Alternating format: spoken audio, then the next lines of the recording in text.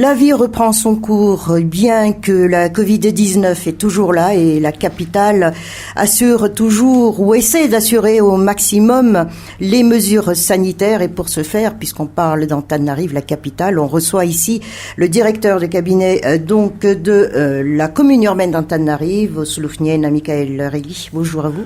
Bonjour et merci de nous recevoir ici sur le plateau pour échanger sur la situation et l'avenir de notre chère ville, notre capitale Antananarive. Oui, tout dernièrement a été sorti le code concernant le code municipal d'hygiène, mais on va y revenir.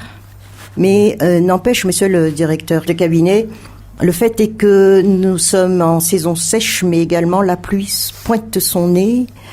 L'on sait très bien que la capitale a toujours souffert de la saison des pluies. Où est-ce que nous en sommes par rapport à cette préparation ? Oui. Alors effectivement, cela fait un peu plus de 6 mois que nous sommes à la tête de la ville et que nous essayons de rattraper le retard que nous avons cumulé maintenant depuis plusieurs années, plusieurs décennies même.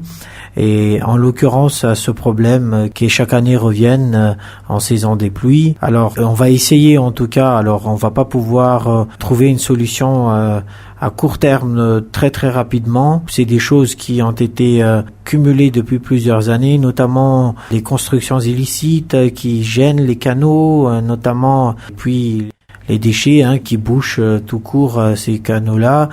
Et qui fait que il suffirait juste que quelques minutes de pluie suffit à créer une inondation dans la ville.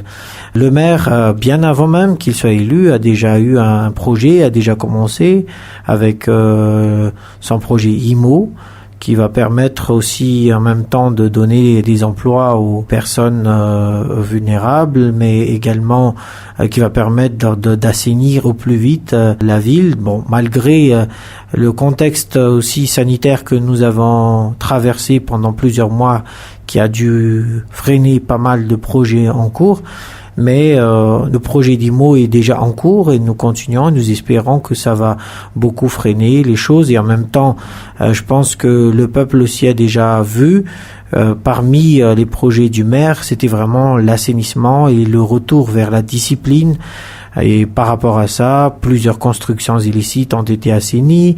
Nous avons pas hésité. D'ailleurs, c'est aussi le prolongement, le lancement de ce code municipal d'hygiène pour vraiment remettre l'ordre à nouveau sur Antananarive, parce que je pense que si avant tout c'est la responsabilité de chacun d'aider et d'agir là où il peut pour pouvoir aussi aider la commune urbaine d'Antananarive qui est avec le maire pour apporter des solutions beaucoup plus pérennes et durables. Oui, alors l'eau, on y reste un petit peu, si vous me le permettez. L'eau, c'est la vie. Elle peut aussi détruire, si l'on parle donc des inondations et cela, mais parlons de bornes-fontaines. Est-ce qu'elles sont suffisantes maintenant, si l'on parle pour la capitale, vos efforts par rapport à cela? Et j'enchaîne tout de suite avec l'eau, toujours l'irrigation des rizières. Oui. Alors, concernant les bornes-fontaines, nous avons tout d'abord procédé au recensement de ces bornes. Nous avons eu déjà plusieurs projets en cours, notamment aussi création de ces nouveaux bornes-fontaines. Mais les premières étapes qui ont été déjà entamées, c'était le recensement et aussi aux réhabilitations de ces bornes, parce qu'il y en a eu pas mal quand même qui étaient déjà en état vraiment très détérioré. Et puis les associations qui étaient là, qui étaient censées entretenir ces bornes-fontaines, en fait, on a eu beaucoup d'impayés avec la Jirama, et puis il n'y avait pas eu du tout d'entretien. Donc c'est ce qu'on avait déjà commencé. Après, il y a aussi un autre projet qui s'appelle Aufchain, qui était en collaboration avec UNICEF et qui était principalement, qui avait comme objet de fixer les prix du litre du bidon, parce qu'avant chacun avait ses prix. Et puis on avait aussi subventionné pour que le coût puisse parce que voilà, étant donné que l'accès à l'eau était vraiment indispensable et primordial. Donc voilà, et on a déjà pas mal de projets. Bon, nous verrons d'ici la fin de l'année combien de bornes-fontaines seront créées, mais en tout cas, voilà ce qu'il en est à l'heure actuelle. Après, par rapport à la PEPA et tout ça, oui, nous travaillons de près. Et il y a beaucoup de projets qui sont en cours. Et bon, nous espérons que d'ici la fin de l'année, et puis le maire aussi prendra en main pour souligner ces projets-là dans très peu de temps, préfère d'abord laisser la place au travail et puis à la fin, nous nous prononcerons un peu plus sur les résultats. Oui, alors on a parlé tout au début, on a signifié plutôt le code municipal d'hygiène, mais on reste toujours avec cette saison de pluie. Il y a plusieurs mesures qui sont signifiées dans ce code par rapport aux eaux usées, eaux de pluie. Mais comment vous allez vous y mettre? Justement pour parer au moindre mal par rapport donc à la destruction que peut apporter les fortes pluies.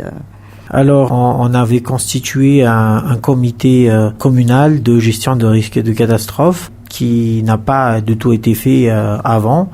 Et on a une direction qui essaye d'anticiper justement cela. Et par rapport à ça, il y a pas mal de mesures qui sont en cours, des mesures qui n'ont pas forcément de coût, mais qui apporteront un peu plus de résultats. On a aussi un plan d'urgence face au Covid pour faire face à cela et pour prévoir également ce qui va arriver prochainement pour cette saison de pluie.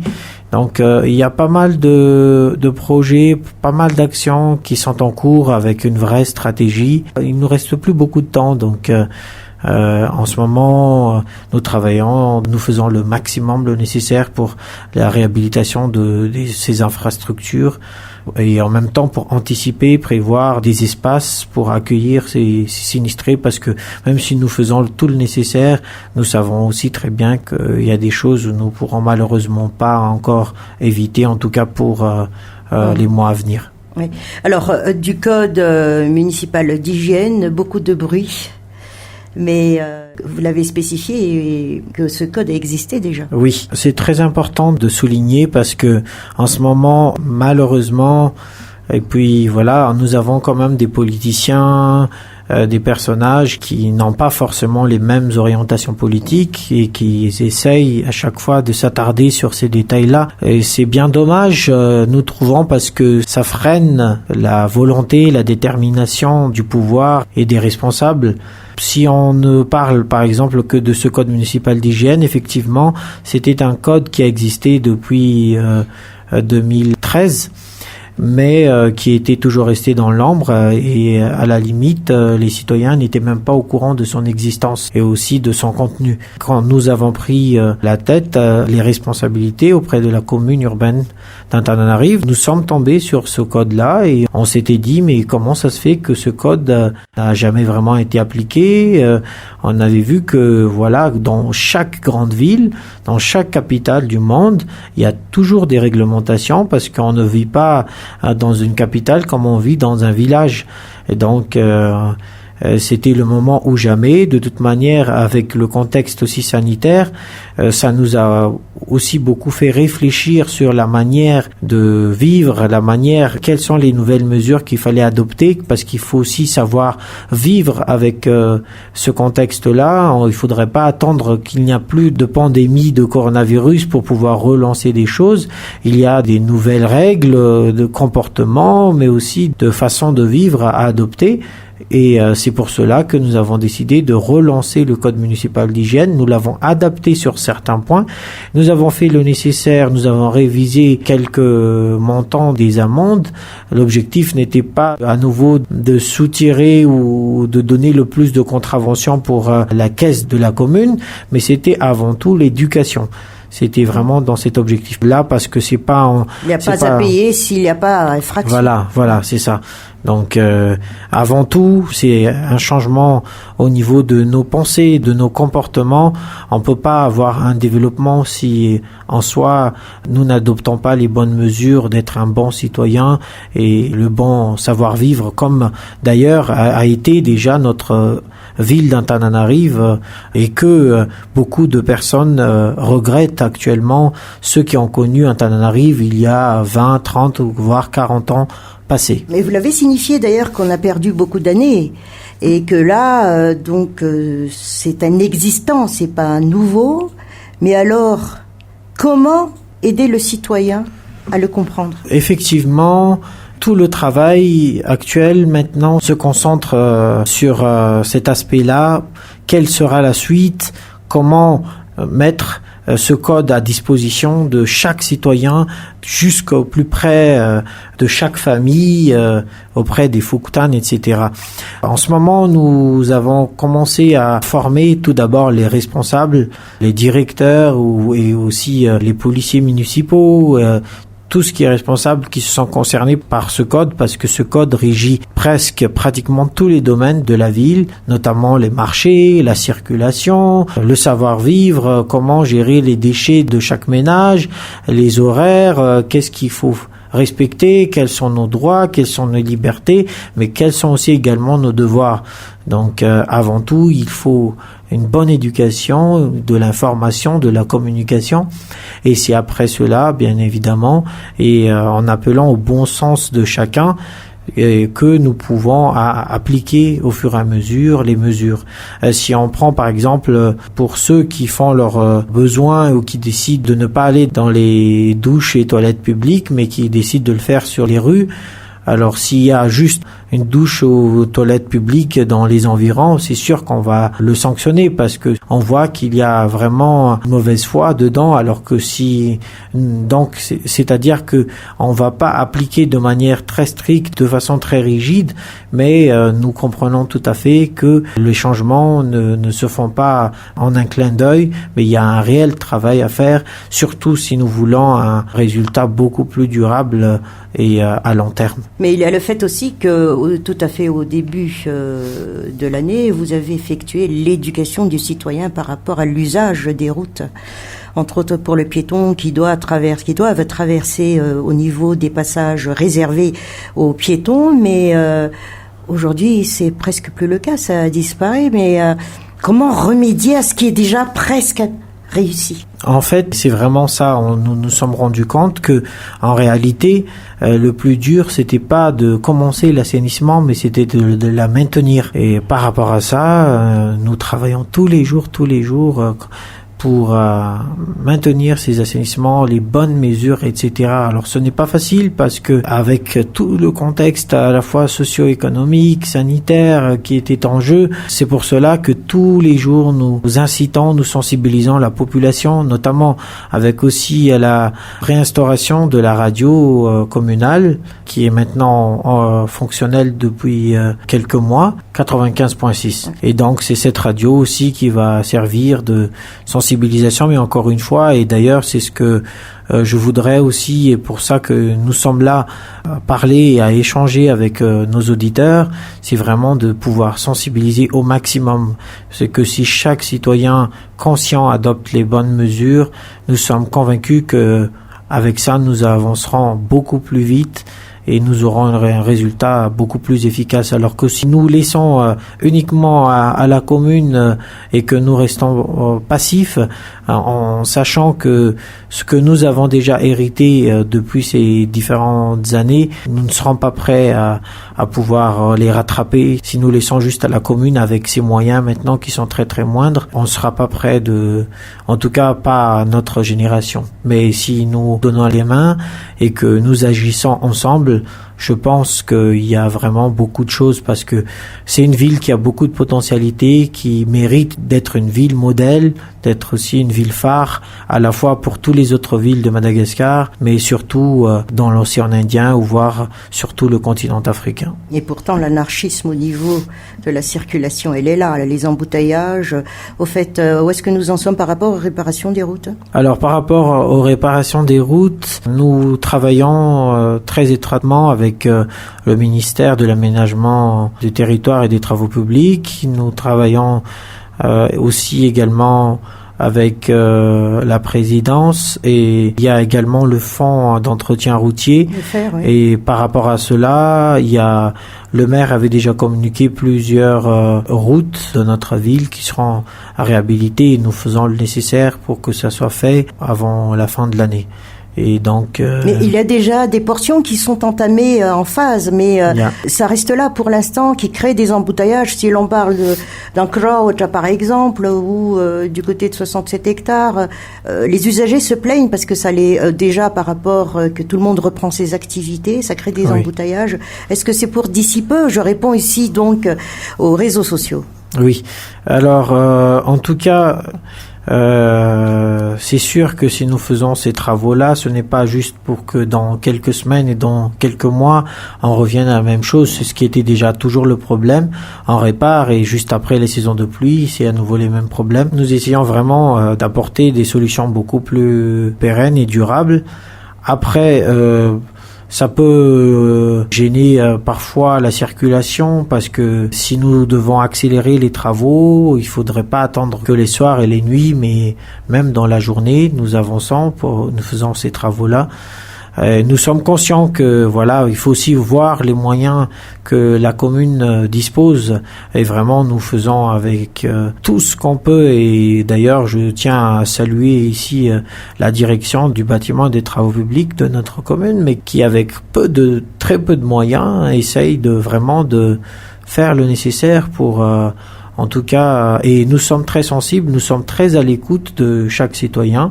Nous avons les réseaux sociaux, la page officielle de la commune urbaine où le maire regarde quotidiennement, consulte très régulièrement avec les proches collaborateurs et que nous essayons en tout cas de donner satisfaction à nos usagers, à nos citoyens et par rapport à ça, après, nous appelons juste chaque citoyen à être patient, à prendre ses responsabilités, à agir en fonction de leurs possibilités et leurs capacités et aussi à savoir à être reconnaissant également envers à la fois les élus, chaque responsable mais aussi chaque citoyen pour que nous puissions avancer le plus rapidement. Dites-moi, qu'est-ce qui est plus difficile, les projets ou le changement de mentalité? C'est une question très pertinente, mais aussi complémentaire parce qu'on ne peut pas faire avancer les projets sans changement de comportement. On peut avoir le meilleur de projets avec de grandes infrastructures, etc. Mais si nous ne savons pas l'apprécier, l'entretenir, ce ne sera vraiment pas nécessaire. Et donc, ce que nous essayons de faire, en tout cas pour l'instant, à défaut de moyens financiers avec toute la crise qui était passée, c'était de prendre des mesures de changement de comportement, de changement de mentalité, parce que ces choses-là, il ne faut pas attendre des moyens financiers. Nous pouvons le faire maintenant, et c'est vraiment une question de volonté. C'est pour ça que nous avons entamé et lancé ce code municipal d'hygiène. C'est pour cela que nous avons commencé les mesures d'assainissement, comme nous le constatons. Je pense que maintenant, il y a depuis quelques mois, nous pouvons aussi voir et constater un changement et une amélioration malgré tout au niveau de la circulation. Après, comme on a dit, qu'on a déjà bien souligné tout à l'heure, tout est question de maintien de ces mesures-là. Et pour ce maintien-là, il ne s'agit plus que de la commune, mais vraiment de chaque personne, chaque citoyen. Si nous constatons qu'il y a des choses qui, nous devons agir et nous devons tous être responsables pour le maintien de ces efforts. Oui. En dernier point, 8 points du Véloran d'Antananarive. Dans ces Véloran, il y a lutte contre la corruption, bonne gouvernance, appui au petit marché, entre autres, désengorgement de la circulation, ville culturelle, Antananarive verte, développement de l'habitat digne, valorisation de la ville. Où est-ce que vous en êtes là sur les 6 à 7 mois par rapport à ce très beau Véloran pour Antananarive? Malgré tous les efforts que nous avons entamés, nous nous sommes rendus compte qu'il y a encore énormément de choses à faire. Nous avons déjà eu l'occasion de faire une rétrospective. On a également un tableau de bord que le maire consulte très régulièrement par rapport à ses actions et ses activités. Et je pense que très prochainement, il aura également l'occasion de le présenter à ses citoyens et à toute la population qui attendent beaucoup de résultats. Et je pense que c'est lui qui en parlera. Mais en attendant, nous pouvons dire que dans ce Véloran-Rive, je pense qu'il y a 70% qui se concentrent sur le bien-être de la population. Est-ce que c'est ce que vraiment nous avons essayé de faire pendant ces quelques mois? On a déjà pas mal de projets qui ont été achevés en termes d'espace vert et aussi en termes culturels, en termes de circulation, éclairage public. Il y a pas mal de projets, mais nous sommes conscients que par rapport à l'objectif, il y a encore énormément d'efforts et de travail. Le chantier est encore grand. Le chantier est très très grand. Et donc le maire en personne fera dans les prochains jours et semaines à venir une intervention pour faire un compte-rendu beaucoup plus détaillé, amplement pour expliquer à peu près où est-ce qu'il en est par rapport à ses promesses et son programme Bulran Yarif. Eh bien, merci bien à vous. C'était votre embarras, Monsieur Sloufnien Michael. Et rappelons-le, chers auditeurs, c'était le second, donc, un des responsables ici de la commune d'Urbaine d'Antananarive qui était notre invité sur Alliance 92.